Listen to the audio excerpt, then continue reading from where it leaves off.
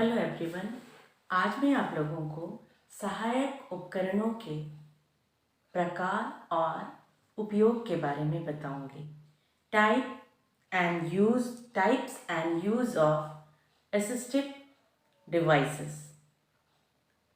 विशिष्ट बालकों को अपनी अधिगम प्रक्रिया को पूरा करने के लिए सहायक उपकरणों की आवश्यकता पड़ती है और ये जो सहायक उपकरण है ये विशिष्ट बालकों की शिक्षा का एक इम्पॉर्टेंट अंग है, क्योंकि ये उपकरण जो है उनकी शैक्षिक आवश्यकताओं को पूरा करने में सहायता प्रदान करती है।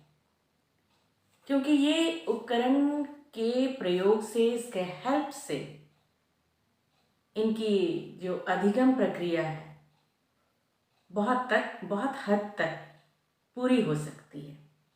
और ये जो उपकरण है इसकी समुचित व्यवस्था के बिना ये असमर्थी बालक की शैक्षिक आवश्यकताओं को पूरा नहीं किया जा सकता। और दूसरे शब्दों में अगर हम कहते हैं तो ये जो उपकरण है असमर्थी बालकों की शैक्षिक उपलब्धि, विकास, व्यक्तिक एवं सामाजिक समायोजन की दृष्टि से भी बहुत ही इम्पॉर्टेंट है ना। सोशल एडजस्टमेंट की दृष्टि से भी ये जो असिस्टिव डिवाइस है इनके लिए बहुत ही इम्पॉर्टेंट है।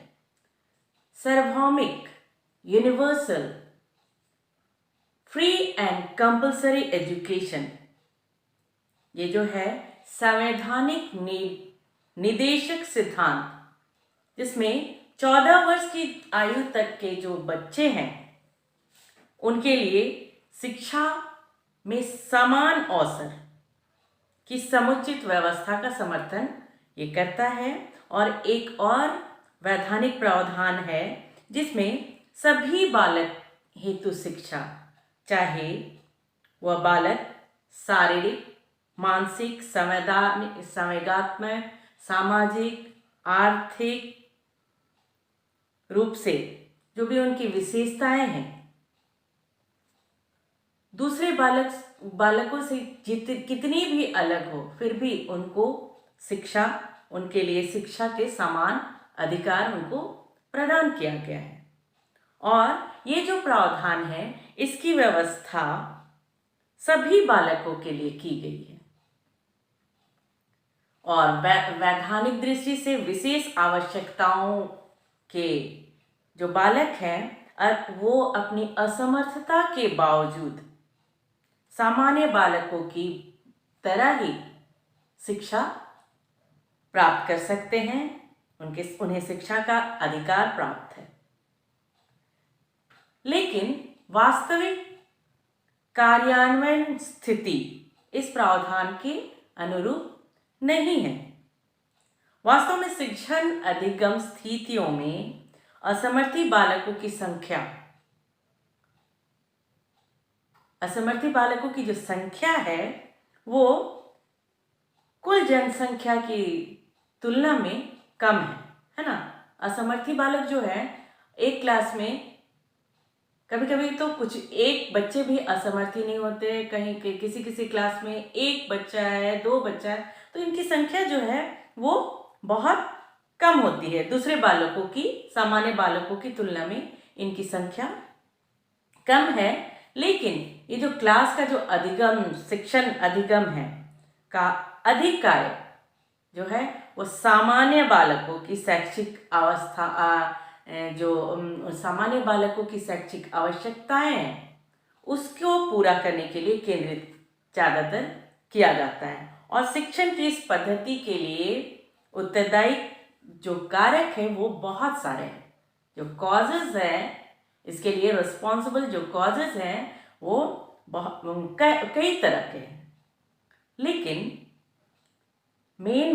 मुख्य बात यह है कि जो प्रेजेंट एजुकेशन सिस्टम है असमर्थी बालकों की विशेष आवश्यकताओं की पूर्ति में असमर्थ सी है। जिसका परिणाम क्या हुआ? असमर्थी तथा बाधित बालक शिक्षा प्रणाली से पूरी तरह से लाभ नहीं पा रहे हैं, लाभान्वित नहीं हो पा रहे हैं। ये जो विशिष्ट शैक्षणिक आवश्यकताओं वाले जो बच्चे हैं, इनके अंतर्गत वो सब बालक शामिल किए जाते हैं जो अपने शारीरिक अथवा मानसिक, फिजिकल, मेंटल गुणों में जो सामान्य बालक हैं उससे अलग होते हैं, भिन्न होते हैं। और प्राय देखा जाता है कि सामान्य विद्यालय में सामान्य शिक्षण की पद्धति के द्वारा शिक्षा ये ग्रहण करते हैं और विशिष्ट बालकों की शारीरिक तथा मानसिक विशेषताओं का विचलन सामान्य सीमा से अधिक होता है। जो सीमा है, जो लिमिटेशन है, उससे उनका जो अधिगम सामान्य शिक्षा ये जो इनका जो मानसिक विशेषताओं का जो विचलन है वो सामान्य सीमा से ज़्यादा होता है। इसलिए इनकी जो शैक्षिक आवश्यकता है, एजुकेशनल नीड है, उनकी पूर्ति के लिए विशेष प्रयास की आवश्यकता है। और ये जो उनकी जो आवश्यकताएं हैं, उनकी विशेष असमर्थता, उसकी जिस तरह की उसकी असमर्थता है उसके अनुसार उसकी आवश्यकताओं की पूर्ति की जानी चाहिए, है ना। वैसा प्रयास किया जाना चाहिए कि अगर वो बालक देखने में असमर्थ है तो उसको किस चीज़ की, कौन सी असिस्टिव डिवाइस की ज़रूरत है, कौन से सहायक उपकरण की ज़रूरत है। अगर वो बहरा है तो उसको कौन सी सहायक उपकरण की, जिस तरह का उसका प्रॉब्लम है उसके अकॉर्डिंग उसको सहायक उपकरण प्रदान करनी चाहिए। तो यहाँ जो माता पिता है और जो टीचर है, जो पेरेंट्स और जो टीचर है, इन बालकों की विशेष आवश्यकताओं का संज्ञान इन्हें है और वे इन आवश्यकताओं की पूर्ति के लिए सजग है, अलर्ट है। इसलिए जिसे ये बालक अपने दिनचर्या जो डेली का काम है, वो जो काम को खुद से कर सके, है ना, स्वायत्ता रखे इसमें, और वो शिक्षा ग्रहण करे और समाज में अपना अच्छा व्यक्तिक और सामाजिक समायोजन adjustment, personal and social adjustment अच्छी तरह से वो कर सके और अपने जो डेली का जो वर्क है बिना किसी के हेल्प की वो पूरा कर सके। किसके द्वारा? इन सहायक उपकरणों के द्वारा। और ये जो असमर्थी बालक हैं उनकी बहुत सारी आवश्यकताएं होती है और उनकी सहायता से ही वे अपनी शैक्षिक जो क्रिया है उसको आबाद रख पाते हैं। हर बच्चा अद्वितीय है, इसलिए असमर्थी बालक भी अद्वितीय है और प्रत्येक बालक की अपनी अपनी व्यक्तिक उनके गुण और उनकी जो नीड है, उनकी व्यक्तिक आवश्यकताएं जो है, पर्सनल नीड्स जो है, वो अलग अलग होती है, विशिष्ट होती है। सबकी एक तरह की ज़रूरतें नहीं होती है। इसी प्रकार जो असमर्थी बालक है उनकी भी जो आवश्यकताएं हैं वो विशिष्ट होती है और उनकी जो असमर्थता के कारण भी व्यक्तिगत तथा दूसरों से भिन्न होती है ना। दूसरों से उनकी आवश्यकता जो है वो भिन्न होती है, तो उनकी जो आवश्यकताएं हैं उसको ध्यान में रखना जरूरी होता है। भारत में, इंडिया में स्कूल जाने वाले जो बालक हैं उनकी संख्या करोड़ों में है। स्कूल जाने वाले बालकों की संख्या भारत में करोड़ों में है और जिनमें लगभग 75% ये जो स्कूल जाने वाले जो बच्चे हैं, स्कूल गोइंग चिल्ड्रन जो है, करोड़ों है भारत में और उसमें 75% 75% गांवों में निवास करते हैं। और रिसर्च का जो डेटा है उससे पता चलता है, ये क्लियर होता है कि असमर्थी बालकों में से 5% लगभग बालक विद्यालयों में प्रवेश लेते हैं, है ना। असमर्थी बालकों में से 5% के लगभग बालक स्कूल में एडमिशन लेते हैं और इनमें से 40% बालक, 40% जो चिल्ड्रन है वो जो 5 वर्ष का प्राइमरी एजुकेशन होता है, प्राथमिक शिक्षा पूरी करने से पहले ही स्कूल वो छोड़ देते हैं। कितने परसेंट बालक? 40% बालक प्राइमरी एजुकेशन जो 5 साल का होता है, 5 वर्षीय प्राथमिक शिक्षा पूरी करने से पहले ही वो स्कूल छोड़ देते हैं। 20% जो बालक होते हैं वो प्राथमिक शिक्षा के आगे 3 वर्ष पूरी नहीं कर पाते, आगामी 3 वर्ष वो पूरी नहीं कर पाते हैं और स्कूल छोड़ देते हैं। और स्कूल्स में भी इन जो ऐसे जो बालक है उनकी जो एजुकेशनल नीड्स है पूरी करने में उपयुक्त संसाधन की कमी है और असमर्थी बालकों की जो शिक्षा है उनकी जो आवश्यकताएं हैं उसको इस प्रकार से स्पष्ट किया जाता है, जिसमें नंबर 1 है अधिगम संबंधी उपयुक्त प्रणालियां तथा संबंधित सेवाएं इनके लिए आवश्यक है। Appropriate learning system and related services are required for them.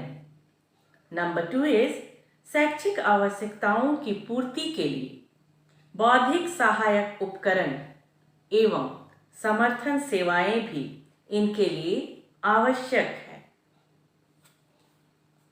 Intellectual aids and support services are also necessary for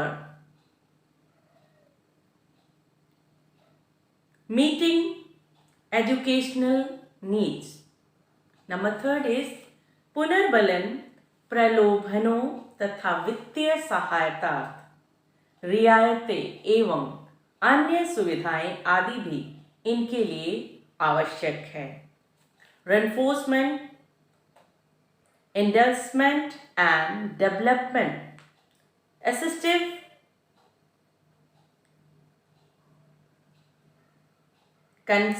concession and other facilities etc. are also necessary for them. अब हम देखेंगे सहायतार्थ उपकरणों के प्रकार, टाइप्स ऑफ असिस्टिव डिवाइसेस। ये जो assistive device है उसके प्रकार हैं। सभी डिवाइस, सभी जो स्पेशल नीड चिल्ड्रन के लिए सभी डिवाइस काम नहीं करते हैं। अलग अलग ज़रूरतों के लिए अलग अलग डिवाइस की ज़रूरत पड़ती है। तो ये जो असमर्थी बालक हैं वो सामान्य बालकों से उनकी जो नीड है, उनकी जो आवश्यकताएं हैं वो उसमें भिन्नताएं होती है और उनकी असमर्थता के भी कई प्रकार हैं, है ना। कोई बच्चा देख नहीं सकता है, कोई बालक सुन नहीं सकता, कोई बोल नहीं सकता है, कोई अस्थिबाधित बालक है, कोई चल नहीं सकता है, कोई लिख नहीं सकता है।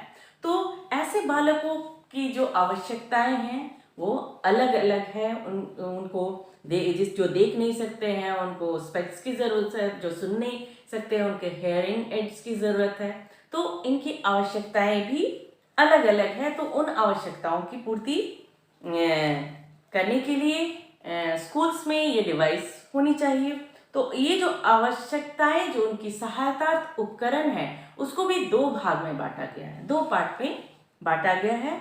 नंबर 1 इज सहायक उपकरण, असिस्टिव डिवाइसेस।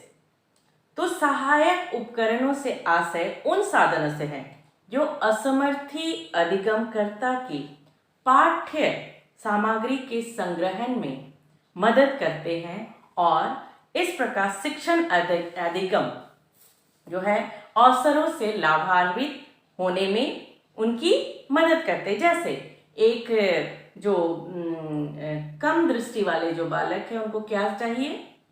चश्मे की आवश्यकता है, मैग्नीफाइंग ग्लास की आवश्यकता है, ब्रेल शीट की आवश्यकता है। एक बहरे बालक को क्या आवश्यकता है? उसको हियरिंग एड्स की आवश्यकता है, साउंड सिस्टम की आवश्यकता है, साउंड बॉक्स की आवश्यकता है। तो इन उपकरणों के द्वारा उनकी सहायता की जाती है। नंबर 2 है अवलंबन उपकरण, द सपोर्टिव डिवाइसेस फैसिलिटीज।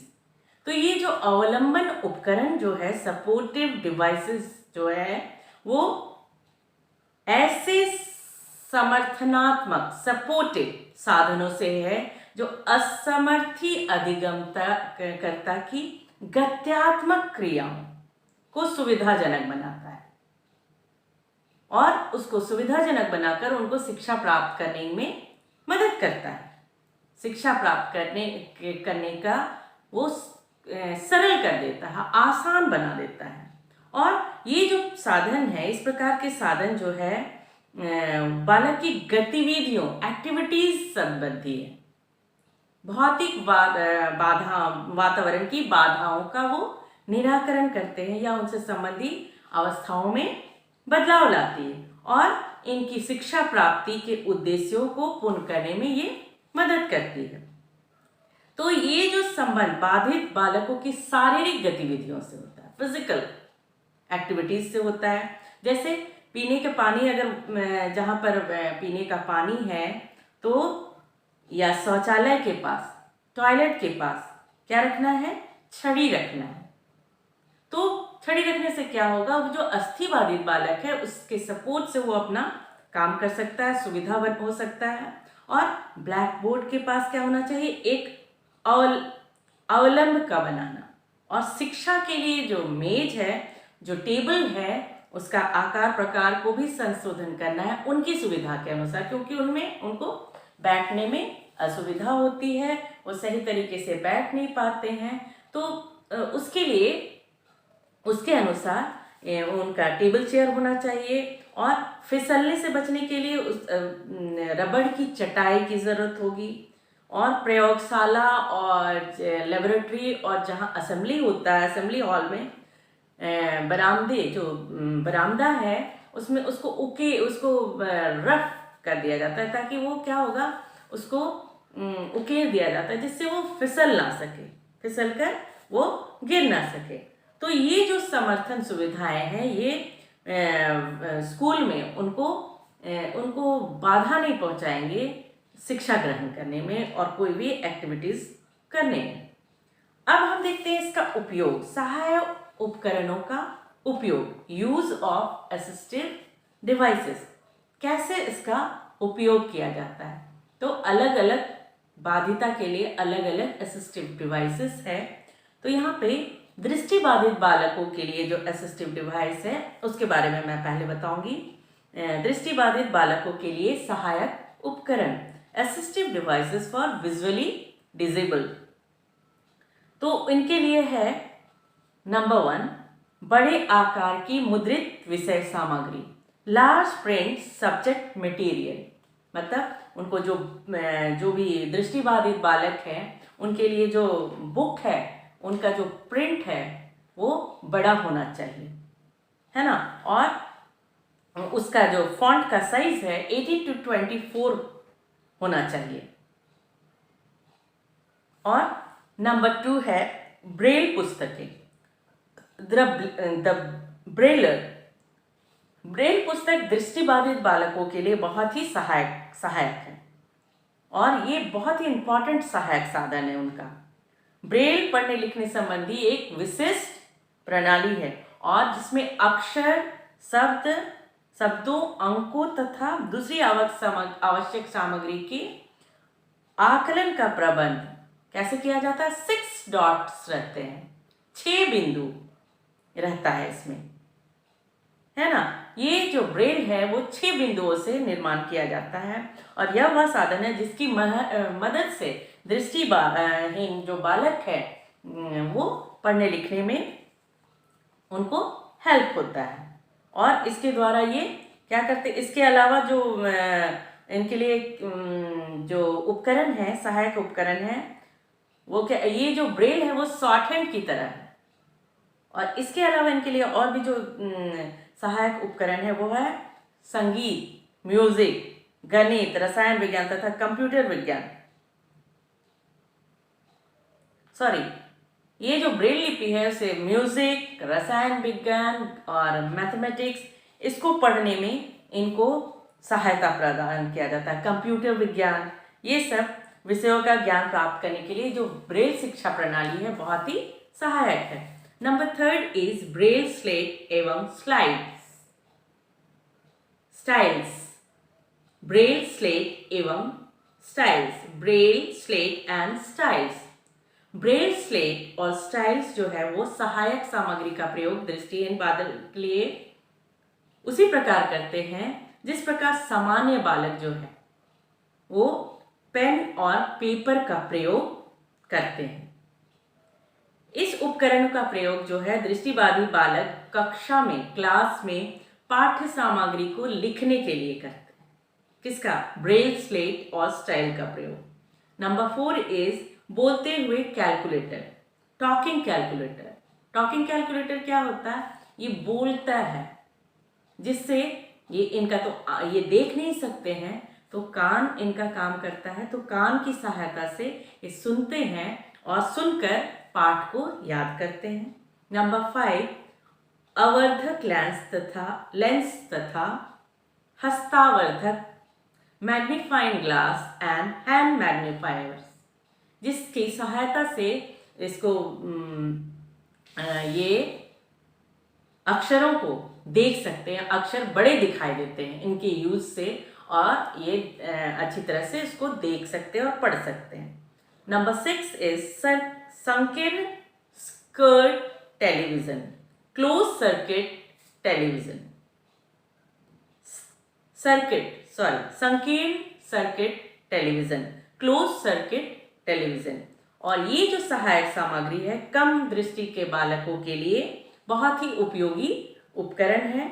ये पाठ्य सामग्री को बहुत बड़े आकार में दिखाता है, टेलीविजन के पर्दे पर दिखाता है। और ये जो मैग्नीफाइंग ग्लास है, ऐसा कैमरा पाठ्य सामग्री को जो स्टडी मटेरियल है उसको बड़ा करके पर्दे पे दिखाता है। Next is Braille seat. Braille seat जो है वो एक विशेष साधन के रूप में ये बहुत ही उपयोगी है। ब्रेल सीट का प्रयोग एक दृष्टिबाधित बालक उपयोगी ढंग से तब कर सकता है जब उसने ब्रेल अथवा ब्रेल स्लेट का प्रयोग ढंग से करना सीख लिया हो। पहले ब्रेल स्लेट और ब्रेल को अच्छी तरह से सीख लिया हो, तभी वो ब्रेल सीट का प्रयोग बालक कर सकता है, कम दृष्टि वाले बालक, दृष्टिबाधित बालक। नंबर 8 विशिष्ट उपकरण, स्पेशलाइज्ड इक्विपमेंट्स। इसमें दृष्टिबाधित बालकों की शिक्षा के लिए कुछ विशेष रूप से उपयोगी सामग्री है, जो है टेप रिकॉर्डर, रेडियो, विशिष्ट प्रकार के नक्शे। और इस सब का उपयोग किसके लिए? भूगोल, जियोग्राफी के अध्ययन के लिए किया जाता है। अब हम देखते हैं नंबर 2 श्रवण असमर्थी बालकों के लिए सहायक उपकरण, devices useful for hearing impaired children. श्रवण बाधित जो बालक हैं उसको कान के 3 भागों में से किसी भी भाग या श्रवण तंत्र की रचना में किसी प्रकार का विकार होने के कारण ये सुन नहीं पाते। तो इनकी जो श्रवण सुनने की जो क्षमता है मंद से तीव्र या बहुत ही एकदम कम, एकदम बहरा भी ये होते हैं। तो विशिष्ट उपकरणों की सहायता से जो कम सुनने वाले हैं उनको शिक्षा ग्रहण करने में सहायता किया जा सकता है। तो पहला है इसमें श्रवण उपकरण, हियरिंग एड्स। इसकी सहायता से जो असमर्थी बालक है, जो सुनने में असमर्थ बालक है, वो हियरिंग एड्स लगा दिया जाता है, जिससे वो सुन पाते हैं। इनकी बाधिता को कम किया जा सकता है और सुनकर वो शिक्षा ग्रहण कर सकते हैं। नंबर 2 है टेलीफोन, टाइपराइटर तथा कंप्यूटर के संयुक्त रूप जैसा एक उपकरण जिसका उपयोग अधिक सार्थक परिणाम देने में सक्षम है। नंबर 3 है कई प्रकार की वीडियो टेप्स भी, इनको वीडियो सुन नहीं सकते हैं लेकिन वीडियो देख सकते हैं और उसके द्वारा वो समझ सकते हैं। नंबर 4 है अनुशीर्षक कार्यक्रम, कैप्शन प्रोग्राम। इसमें विभिन्न प्रकार की अधिगम सामग्री जिसे टेलीविजन में दिखाया जाता है। नंबर 5 है श्रवण सहायक wastage, hearing and waste. Number 6 overhead projector. Number 7 दर्पण, छोटा एवं बड़ा, मिरर, स्मॉल एंड बिग।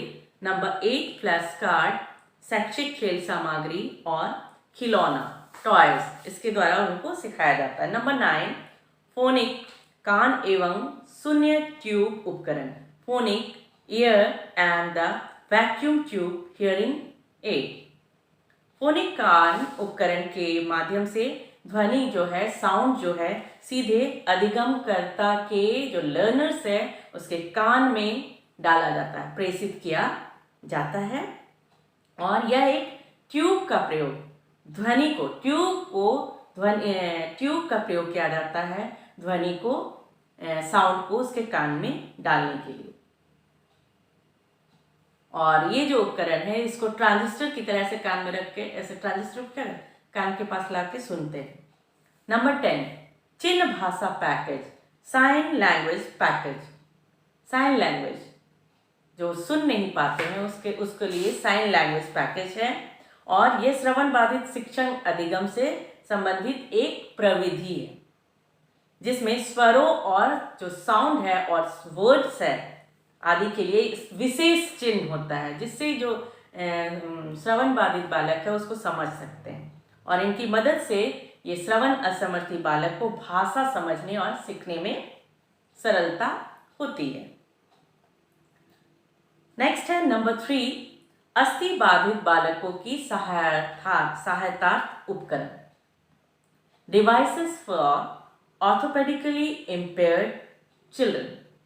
अस्थि बाधित बालकों के लिए क्या डिवाइस होनी चाहिए, सहायता उपकरण क्या होनी चाहिए? तो ये जो अस्थि बाधित जो बालक से उत्पन्न अस्थि बाधिता से जो तात्पर्य है वो क्या है? शरीर के किसी अंग में दोष होना है ना, या विकृति होना, जो उसकी मांसपेशियां, जोड़, मसल्स, जॉइंट्स और बोन्स में जो बोन्स की जो एक्टिविटीज है उसको उसमें अवरोध उत्पन्न करती है।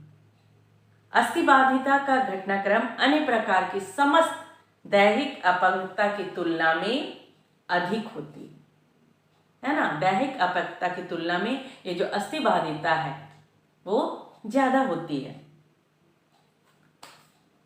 तो अब इसकी जो सहायता के लिए जो उपकरण है वो इस प्रकार के। नंबर 1 है बैसाखी, व्हीलचेयर और बंधनी की उपयुक्त व्यवस्था होनी चाहिए। नंबर 2 है जो डेस्क है उस पर पेपर टेपिंग करना है जिससे हाथ संबंधी जो उसका हाथ में अगर उसको प्रॉब्लम है तो उसको सामंजस्य बनाने में, उसको एडजस्ट करने में सहायता होती है। और डेस्क में पेन, पेंसिल ये सब होल्डर होनी चाहिए। पुस्तक को भी होल्ड करने के लिए वहाँ होल्डर होना चाहिए।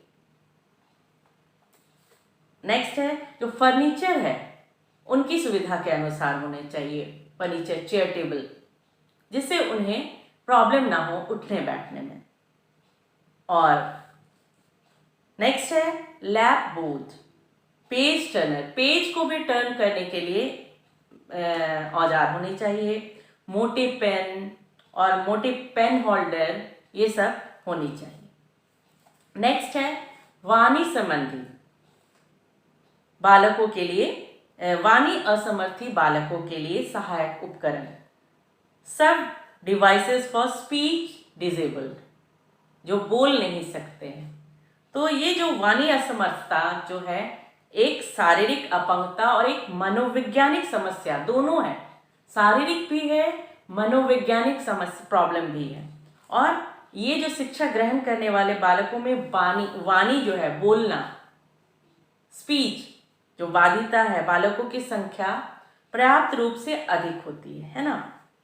जो सही तरह से वाणी या भाषा विकास के लिए तंत्र रचना के समस्त पक्षों का उचित विकास और समन्वय होना जरूरी होता है। तो जिसके कारण इनकी जो बाधिता है किसी प्रकार की विघ्नता के कारण या विकृति के कारण ऐसी समस्या होती है।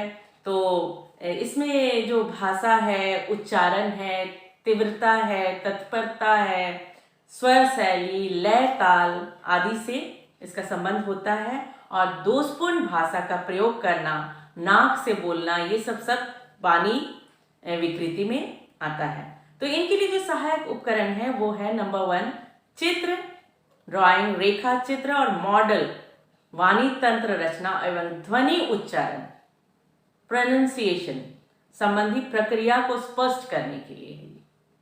नंबर 2 है चित्र बोर्ड, लेखन तथा टाइपिंग बोर्ड। इसके द्वारा अधिगम सामग्री के अतिरिक्त कृत्रिम भाषा, कृत्रिम वाणी संश्लेषण और कंप्यूटर आदि का प्रयोग वाणी बाधित बालकों के लिए की शिक्षा को आसान बनाने में सहायक होता है।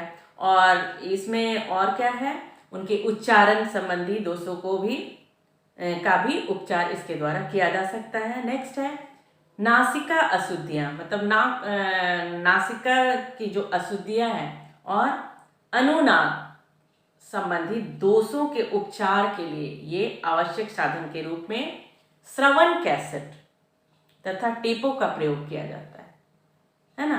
कैसेट और टेप का प्रयोग किया जाता है।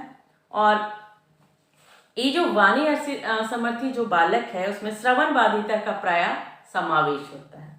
ऐसे बालकों को श्रवण में भी प्रॉब्लम होती है ना, ठीक से सुन नहीं पाता है, जिससे वो बोल भी नहीं पाता है। तो इसको श्रवण दृष्टि से भी उसको श्रवण सहायक उपकरणों की जरूरत होती है। और बोलते समय जो श्वसन क्रिया में सहायता करने के लिए कमर बल, स्लिंग अथवा बंधनी का प्रयोग किया जा सकता है।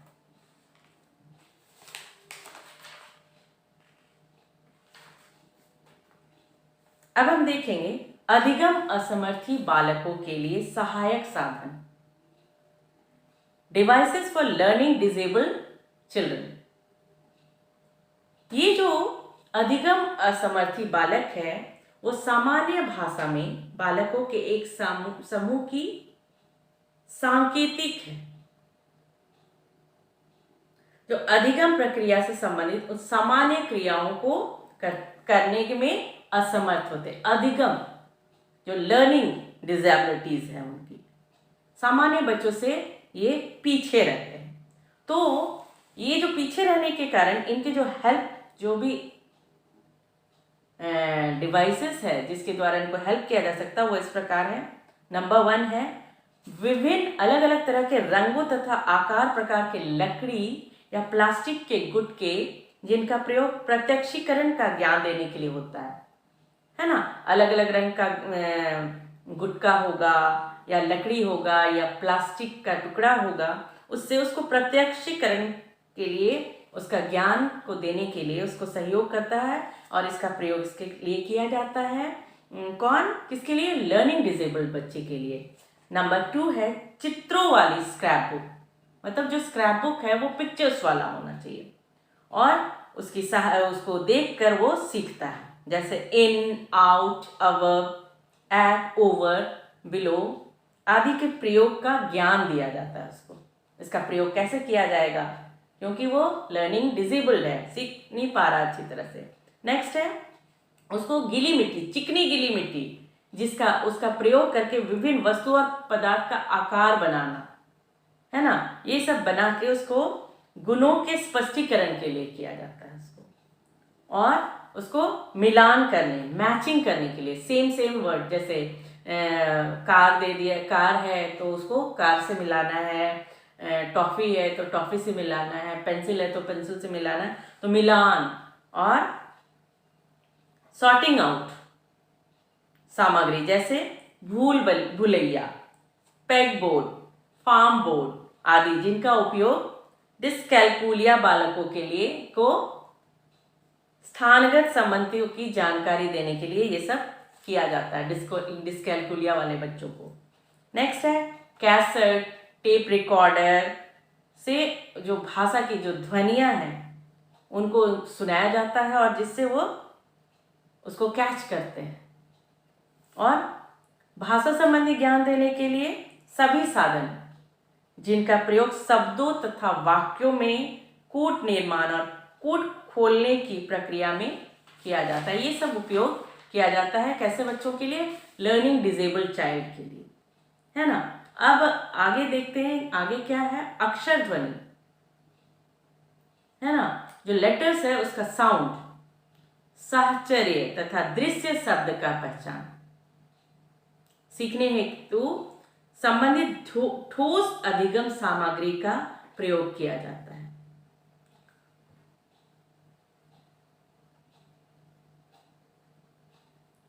और भी बहुत सारी इनको सिखाने के लिए और भी बहुत सारी चीजें हैं, जैसे लकड़ी का आकार, अलग अलग तरह का आकार, भाषा का अक्षर, दूसरे खेलों तथा खेल सामग्री का प्रावधान इन्हें किया जाता है।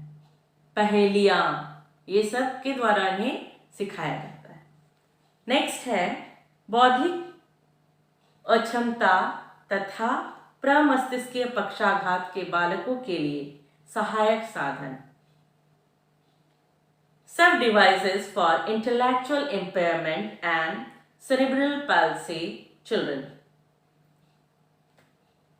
तो ये जो बौद्धिक अक्षमता वाले जो बालक हैं उनकी बौद्धिक जो क्रियान्वयन है वो बहुत लो रहता है, निम्न स्तर का होता है। जो बालक अधिगम, परिपक्वता तथा सामाजिक समायोजन, सोशल एडजस्टमेंट संबंधी क्षमता को क्षतिग्रस्त करती है, बालक की ये सब बातें, बौद्धिक अक्षमता, सोशल एडजस्टमेंट को बालक की ये क्षतिग्रस्त करती है। और ये जो बालक है स्कूल में वो क्लास में क्या करता है, वो मद अधिगम, उसका लर्निंग जो है वो बहुत स्लो लर्नर्स होते हैं, मंद अधिगम करता और मानसिक रूप से ये मंदित होते हैं, मेंटली रिटार्डेड होते हैं। और इनकी जो बुद्धि लब्धि है, IQ जो है वो 89 अथवा इससे कम होती है। तो इनके लिए जो सहायक सामग्री है वो नंबर 1 है इंद्रिय समायोजन एवं अनुकूलन के लिए सहायक सामग्री। नंबर 2 शैक्षणिक खेल और खेल क्रियाओं संबंधी सामग्री। नंबर 3 ऑर्थोटिक्स, कास्ट एवं खपचियां। नंबर 4 बैठने तथा मुद्रा निश्चित करने हेतु विशेष प्रकार का फर्नीचर तथा शारीरिक समन्वय के लिए बैसाखियों के वॉकर, पहिया कुर्सी, व्हीलचेयर अथवा केस्टर वाली कुर्सी। नंबर 5 शिक्षण की कीबोर्ड, टाइप मशीन या वर्ड प्रोसेसर। नंबर 7 दिन, तिथियों और महीनों के अंकन वाले कैलेंडर। नंबर 7 विभिन्न संप्रदायों के शिक्षण के लिए विभिन्न आकृतियों के ठोस पदार्थ। नंबर 8 चित्रों के कार्ड तथा विभिन्न प्रकार के चित्र। Number 9 tool pome.